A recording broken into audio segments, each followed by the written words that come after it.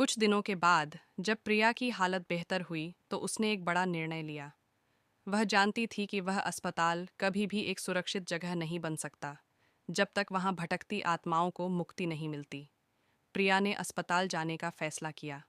वह फिर से उस जगह गई जहां उसने मौत और अंधेरे को इतने करीब से देखा था, लेकिन इस बार वह अकेली नहीं थी। उसके साथ कुछ लोग थे, वही पत्रकार जिन्होंने पहले भी उसकी कहानी पर विश्वास किया था। अस्पताल अभी भी वैसा ही था, लेकिन अब वहां एक गहरी शांति थी। प्रिया ने धीरे से दरवाज़ा खोला और अंदर कदम रखा। इस बार दरवाज़ा अपने आप नहीं खुला। प्रिया को याद आया कि जब वह पहली बार अस्पताल में गई थी तब उसे कुछ पुरानी फाइलें मिली थीं। उन फाइलों में उन डॉक्टरों और नर्सों के नाम थे जिन्होंने उस हादसे में अपनी जान गंवाई थी। प्रिया ने उन फाइलों को उठाया और नाम पढ़ने लगी। अचानक उसे महसूस हुआ कि यही आत्माओं की मुक्ति का रास्ता हो सकता है। अगर हम इन नामों को हमेशा के लिए याद रखें और उनका सम्मान करें तो शायद वे शांति पा सकें, उसने सोचा। प्रिया ने अस्पताल को फिर से खोलने का निर्णय लिया, लेकिन इस बार एक नई पहचान के साथ। प्रिया ने प्रशासन से बात की और एक स्मारक बनवाने का प्रस्ताव रखा।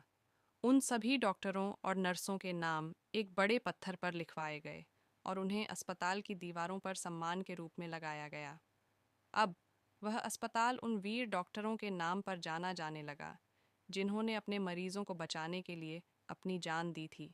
अस्पताल के पुनर्निर्माण के दिन जब प्रिया ने वहां आखिरी बार कदम रखा तो उसे एक अजीब सी हल्की हवा महसूस हुई, और फिर उसने देखा कुछ सफ़ेद परछाइयाँ धीरे धीरे हवा में विलीन हो रही थीं।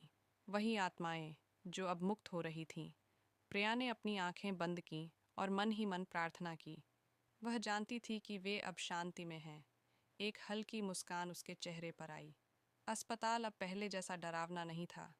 वह अब एक नया जीवन शुरू करने के लिए तैयार था, बिना किसी श्राप के, बिना किसी भय के।